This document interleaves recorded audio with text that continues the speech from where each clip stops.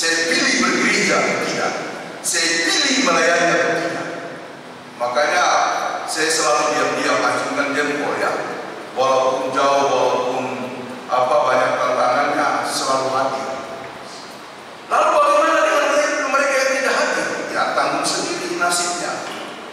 Sebab apa? Janji Tuhan bagi mereka yang melakukan kehendaknya itu banyak. Yeremia 17 ayat 7. Diberkatilah orang yang mengandalkan Tuhan, ya, yang mau kehendak Tuhan, yang mau percaya kepadanya, sebab mereka akan seperti pohon yang tumbuh di tepi sungai. Ya, kalau kita baca ayat itu, yang akar-akarnya merambat sampai ke batang sungai. Dia berdaun lebat, panas terik tapi tidak layu, bahkan dia selalu berbuah pada segala musim. Atau Mazmur 112, ini mengenai ayat keluarga. Ya, berbahagialah orang yang takut akan Tuhan, yang sangat suka kepada segala perintah. Anak cucunya tidak akan dipermalukan. Lalu hidupnya akan mendapatkan roti, kemujuran akan ada di dalam rumahnya. Dan masih banyak ayat-ayat lain. Jadi saudara-saudara, kita diberikan kehendak bebas untuk pilih tetap setia atau tidak. Orang yang setia sudah jelas apa yang akan terjadi, dan yang tidak setia sudah jelas. Makanya kalau tidak maju-maju, di sini persoalannya. Tidak usah tanya kemana-mana sampai baca buku mengenai teknik untuk menaikkan gaji, gitu ya. Sebenarnya tidak usah ada teknik menaikkan gaji, rajin saja, semangat lagi melayani. Saudara-saudara yang dikasihi oleh Tuhan, oleh karena itu saya akan mencoba memberikan beberapa hal mengenai bagaimana kita memahami kehendak Allah. Saya ulas secara kilat. Yang pertama, di Roma, kalau kita mau memahami kehendak Allah, beberapa tadi sudah disebutkan. Jadi kita mau memahami kehendak Allah bagaimana dan apa yang harus kita lakukan. Roma 12 ayat 2. Janganlah menjadi serupa dengan dunia ini, tetapi berubahlah oleh pembaharuan budi. Apalagi Mama Ajak lanjutannya, berubahlah oleh pembaharuan budi. Apalagi lanjutannya Ibu Dian. Ya, intinya adalah janganlah menjadi serupa dengan dunia ini, tapi berubahlah oleh pembaharuan budi. Untuk mengenal Allah, kita mulai dari dalam. Yang disebut kecantikan itu bukan yang di luar, tapi inner beauty.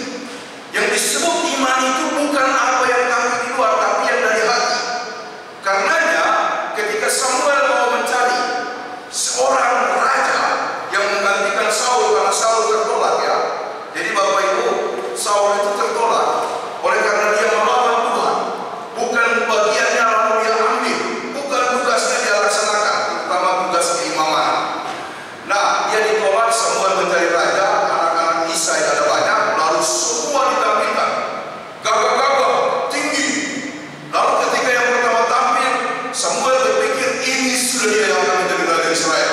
Gagah, ya, tinggi, tapi Tuhan berkata, Samuel, bukan dia. Tampil lagi yang lain, bukan dia. Gagah, tinggi. Lalu Tuhan berkata begini, Samuel, bukan mereka. Bukan apa yang engkau lihat dari matamu, itu yang aku lihat, sebab aku melihat hati. Ya, oleh karenanya Bapak Ibu, yang dipilih kemudian Daud perawakannya tidak terlalu tinggi, ya, maka dia masih muda belia, dipanggil dari padang sedang mengembalakan domba, mukanya kemerahan karena dia kena terik matahari. Itu yang dipilih Tuhan, karena Tuhan melihat hati. Saya tidak bisa melihat hati Bapak Ibu saudara. Saya berharap kita semua baik-baik saja, tetapi jauh lebih dalam Tuhan yang mengenal apa yang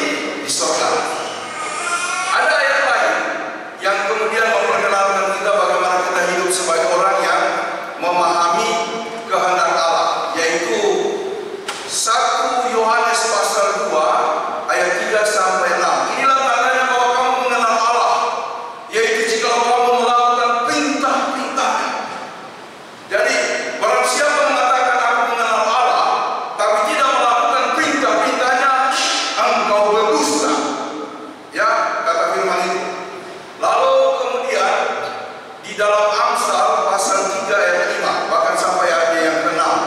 Di situ dikatakan, percayalah kepada Tuhan dengan segenap hatimu dan janganlah bersandar pada pengertianmu sendiri. Selalu kepada Tuhan, maka itu baca firman. Saya meskipun pendeta Bapak Ibu, kadang-kadang malas baca firman. Dan saya supaya rajin baca firman, sebenarnya bukan karena niat saya ya. Saya renungan tiap pagi, ya kan? Jadi mau tidak mau saya baca, saya olah, saya buatkan renungan singkat, saya share. Ya, itu tahun 2017. Sebelum-sebelumnya itu saya malas baca Alkitab. Bukan malas, ya kadang-kadang karena sibuk, paling kita membaca untuk yang kita persiapkan dalam rangka renungan. Tapi 2017 ada seorang bapak orang raja Pak Andreas Palidu bilang, Pak Bin, coba share dong renungan untuk kami. Saya bilang, susah, Pak Andreas baca aja dari grup yang lain. Kan banyak pendeta yang share renungan. Tidak, saya ingin yang dari Pak Bin. Ingin dari saya, tapi saya tidak penuhi. Berbulan-bulan lalu kemudian saya sadar, kan itu tugas saya. Ada yang minta, kenapa kita tidak share renungan? Lalu kemudian saya mulai duduk malam-malam. Ini tugas saya, Tuhan. Lagi pula ini pasti banyak manfaatnya, karena dengan demikian saya membaca firman setiap hari. Masa pendeta malas baca firman gitu ya, nanti baca kalau mau bimbing kebaktian. Jadi di Tuhan sampai 2024 ini saya bisa melaksanakannya. Walaupun kadang-kadang terkantuk-kantuk ya, ada di beberapa hari lalu itu saya salah ketik ya, harusnya pasal 12 saya tulis di sini pasal 13 ya. Lalu ada yang komen, Pak, kayaknya salah deh pasalnya.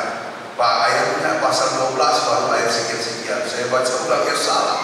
Itu auto ngantuk gitu ya, lagi tengah malam kemudian. Padahal tugas saya itu adalah tengah malam.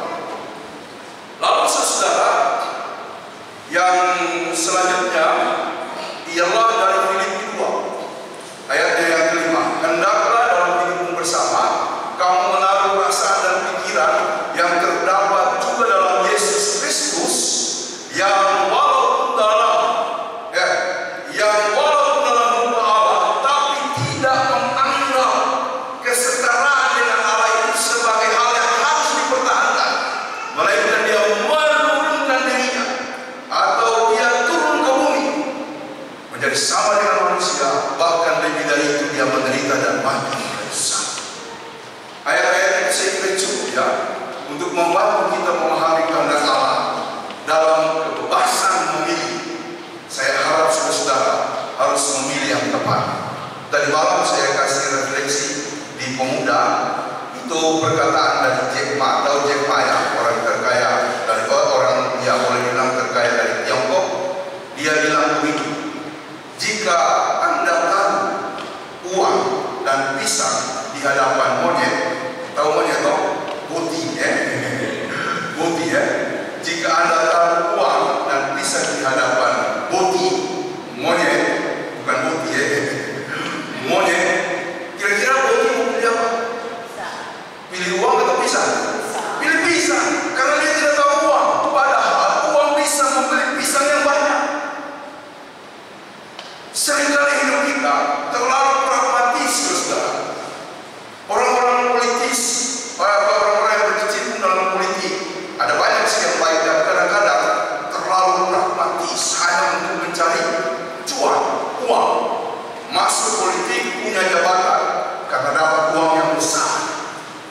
Apakah salah masuk di politik? Tidak. Bagus. Nah, oleh karena itu pilih yang tepat dan